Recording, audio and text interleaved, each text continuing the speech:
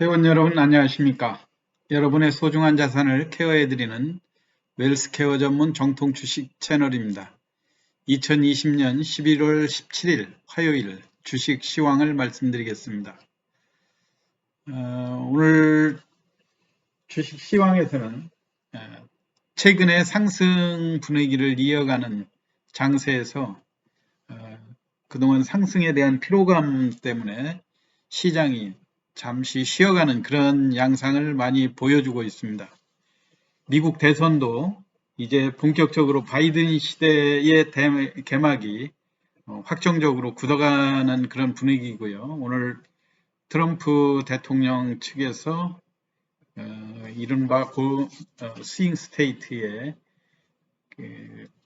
러스트벨트 네 군데의 그 소를 취하했다는 그런 뉴스들도 들리고 있고요. 코로나의 지금 재확산 분위기는 계속해서 이어지고 있는 그런 양상입니다. 그 다음에 그러는 와중에 모더나가 또 추가 백신 개발 소식을 내놨는데 그동안 화이자가 내놨던 그 단점들을 많이 보완한, 특히 마이너스 70도에서 백신을 보관하고 이동해야 된다는 그런 불편을 모더나가 많이 극복한 그런 상황이었죠. 그것 때문에 그동안 상승세를 주도하던 화이자 관련주들이 조정을 보이고, 반대로 그 모더나 관련주들이 강하게 반등하는 그런 양상인데, 결론은 화이자가 됐든 모더나가 됐든 이 백신에 대해서는 아직 완벽하게 검증된 바가 없다는 그런 측면이기 때문에 모더나 관련주라고 해서 급등하면 곧바로 고점에서 대밀리는 그런 양상들도 많이 나오고요. 또 화이자 관련주는 KPX 생명과학이라든가 KPX 홀딩스, 제일약품 뭐 이런 종목들을 중심으로 해서 고점에서 조정이 상당히 이루어진 그런 양상입니다. 그렇기 때문에 지금은 일단 우리가 백신의 출현을 너무 과대평가하고 미국이나 유럽, 특히 우리 국내에서도 연일 4일 연속 200명의 환자가 확진자가 계속해서 생기고 있는 것은 계절적인 요인이 아닌가. 그리고 당분간 뭐 아무리 백신이 출현해서 하루아침에 코로나가 없어지는 그런 것을 기대하기는 어렵고, 당분간은 우리가 개인 위생을 철저히 하면서 그 코로나에 대비할 수밖에 없다 하는 것을 예고하고 있습니다. 최근 주식시장은 결국은 그 코로나와 관련된 그 백신 출현에 의해서 전체적인 그 분위기를 보면 모더나 관련주냐 화이자 관련주냐 이렇게 또 모아질 수 있겠고요. 근데 제가 장세를 요즘 잘 판단을 해보면 결국 그 백신 관련 주에 대해서는 양쪽이 모두 피로감이 좀 어느 정도 산적해 있다. 그래서 위로 상승할 수 있는 것은 좀 한계가 있어 보이고요. 대신 새로운 주도주의 출현 양상이 오늘 장에서 강하게 대두가 됐는데요. 그 점에 대해서도 오늘 제가 집중적으로 한 두세 종목만 장세에서 어떻게 매매할 건지, 결국은 이런 장세에서 매매할 수 있는 거는 모더나 관련주가 됐든 화이자 관련주가 됐든 그 핵심주를 많이 빠질 때 매수를 하고, 또는 많이 오를 때 매도를 하면서 순환매에 대비해야 된다는 이야기하고요. 그 다음에 오늘 그 장중에 테슬라 관련 자율주행차들의 그 반등 움직임도 명확하게 드러났는데, 결국은 추후 그 코로나 백신 관련주의 후속 주자로 자율주행차 부분하고 불가피하게 지금 대선 관련주에 대한 그런 그 섹터를 가지고 매매하는 방안이라든가 그 다음에 강한 종목 위주로 한번 설명을 드리도록 하겠습니다. 예, 일단 오늘 최근에 제일 핵심으로 분류되는 그 화이자 관련주 중에서는 KPX라고 하는 종목을 KPS 생명과학을 한번 들 수가 있겠죠. 자, 이 종목을 그 자세히 보시면은 차트상으로도 볼 때 장중에 무려 지금 34,000원까지 올라갔었죠. 그러면은 물론 최저 바닥권으로는 기본 가격이 우리가 7,000원 정도를 상정해 볼 수 있겠고요. 이게 그 1차 상승 구간이 14,000원, 5,000원 정도의 상승을 보이다가 12,000원 정도의 조정을 거치면서 본격적으로 그 화이자 백신이 먼저 나오면서 그 강한 기대감으로 인해서 34,000원까지 상승을 했고요. 그 다음에 주가가 조정을 보였는데 당분간은 어느 쪽도 뭐 서로 우세하다 할 이런 상황이 아니기 때문에 KPX 생명과학 같은 경우도 여하튼 화이자의 주도주다 이렇게 우리가 볼 수가 있는 거거든요.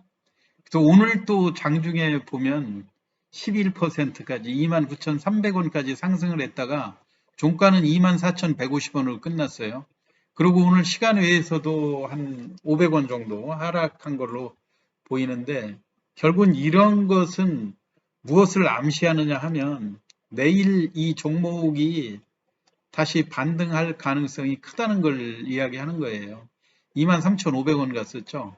그러면은 장중에 그 변동폭을 이 KPS 생명과학의 변동폭을 봐볼 때 장중에서 23,000원 구간이면 항상 반등을 했었다고 하는 것이 최근 3, 4일간 그 흐름에서 볼 때 명확히 나타나고 있거든요. 그러면 내일 또 오늘 종가 24,150원이니까 굳이 다른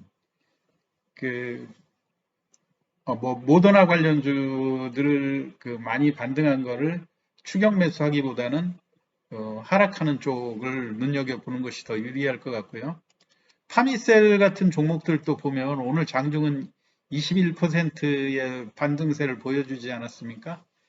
근데 종가는 또 그걸 다 반납을 하고 22,700원대 보였기 때문에 결국은 이쪽이 내일 강하게 출발을 하면 반대쪽에 있는 화이자 관련주들이 약하게 출발할 것이고요.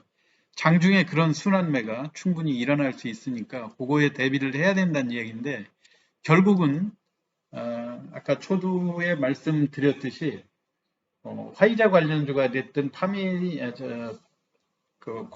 모더나 관련주가 됐든 지금 고점에 대한 그 기대가 전에처럼 그렇게 확산되지는 않고 있다고 하는 것을 보여주고 있는 단적인 증거라고 얘기할 수가 있겠습니다. 오늘 자율주행차 관련해서 다시 또 남성이라고 하는 종목을 한번 보셔야 되는데요. 이 남성이라고 하는 종목의 차트도 자세히 보면 상승에 대한 기대감이 상당히 큰 종목으로 보이고 있습니다. 지금까지 고점이 14,500원 정도의 고점에서 항시 하락하게 되면은 단계적인 하락을 잘 보여주고 있는데요. 4,500원에서 3,500원대 조정. 다시 또 이게 고점인 듯 하면서도 쉽게 이 고점을 도달하고 다시 옆으로 횡보하고 그리고 오늘 또 이렇게 양봉을 내줬는데 이게 기존의 고점을 돌파할 그런 그 자세를 취하고 있다. 이런 생각이 많이 들거든요. 그리고 지금 현재 코로나 관련주가 너무 장기간에 장을 주도했다. 이런 측면에서 내일부터는 자율주행차 쪽에 관심을 기울이시는 것이 좋을 것 같고요. 자율주행차로 우리가 많이 거론하는 것 중에서 모바일 어플라이언스라고 하는 종목도 오늘 5,000원 미만 1.6%까지 조정을 했다. 종가는 플러스 5.7로 강하게 반등하는 그런 모습을 보여줬죠. 역시 마찬가지로 이런 종목들의 차트도 비교적 안정적인 아직은 그 추세가 그렇게 깨지지 않고 안정적으로 반등하는 그런 모습을 보이고 있다는 측면에서 내일 관심으로 보시면 좋을 것 같고요. 그 다음에 그 KEC라고 하는 종목 역시 마찬가지로 테슬라의 기기판 터치 스크린을 공급하는 그런 회사로 알려져 있죠. 이 종목도 여전히 1,500만 주의 거래량을 보여주면서 강한 상승 흐름. 그렇지만 최근의 흐름이 장중의 고점이면 여지없이 되밀린다는 얘기입니다. 이것은 무엇을 의미하냐면 전에처럼 이 주식을 사놓고 기간이 지남에 따라 어느 정도 그 과거에는 이런 종목들을 사놓고 기다렸다가 기간에 따른 이익이 보장이 됐는데 지금은 그렇지가 않고 장중에 고점을 찍고 되밀린다고 하는 것을 여러 차례 증명을 해주고 있거든요. 그렇기 때문에 꼭 이런 종목을 사가지고 언제 팔아야 되느냐 이런 질문들을 많이 하는데 이거는 언제 팔아야 된다고 하는 것은 원칙이 없습니다. 본인 스스로 결정하는 수밖에 없어요. 본인의 목표 수익률, 제가 유튜브 이 초반에 녹화돼 있을 때도 이런 종목을 사서 당일날 일단 쉽게 매매를 항상 성공하려면 매수하고 3% 지점에다가 주식을 걸어놓으면 대부분 매도되는 경우가 많다는 말씀을 많이 드렸는데 그거를 참고하셔서 이렇게 당일날 변동폭이 크게 나오는 그런 종목들이 수익을 올리기에는 용이한 그런 장이니까요. 매매 잘 참고하시면 좋을 것 같습니다. 그리고 대선 관련주 중에서도 결국은 그동안 이낙연 대표라든가 이재명 지사 2강 구도에서 이제 또 확실한 3강 구도로 형성이 됐죠. 새로운 3강의 그 윤석열 총장 같은 경우에 주식에 그 신선감도 있고 우리가 항상 남선알미늄이다, 삼부토건이다, 또 동신건설이나 에이텍 이런 종목에만 관심을 갖는 사이에 알게 모르게 제일테크노스라든가 덕성이라든가 뭐 이런 종목들이 새롭게 부상되고 있지 않습니까? 이런 종목의 흐름도 보면 장중에 마이너스 났을 때 대표적으로 오늘 덕성이라고 하는 종목들을 당일 차트로 한번 봐보면은요. 이게 어느 정도 바닥 구간에서 매수하고 반등하는 구간이 8,500원으로 거의 굳어져 있습니다. 이게 뭐 물론 아직 윤석열 총장이 구체적인 그 본인의